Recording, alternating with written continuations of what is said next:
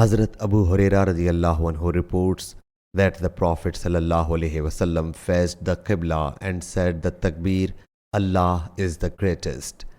Hazrat Bara bin Azib radiallahu anhu reports that Allah's Apostle ﷺ performed prayer facing Baitul Maqdis for 16 or 17 months.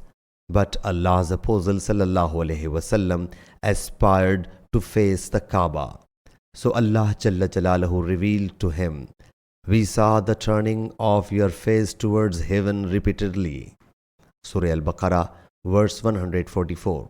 So he turned towards the Qibla, and the foolish Jews among the people said, "Who has turned them, the Muslims, from their Qibla on which they had been? Say you, the East and the West all belong to Allah. He guides whom He likes to the right path." Surah Al-Baqarah, verse 142. So a man performed prayer along with the Prophet ﷺ. After performing prayer, he happened to pass by some Ansars who were performing the Asr prayer facing Baitul Maqdis. He said that he bore witness that he had performed prayer along with Allah's Apostle ﷺ facing the Qibla. So they turned around and faced the Kaaba. Sahih Bukhari, Hadith number 399.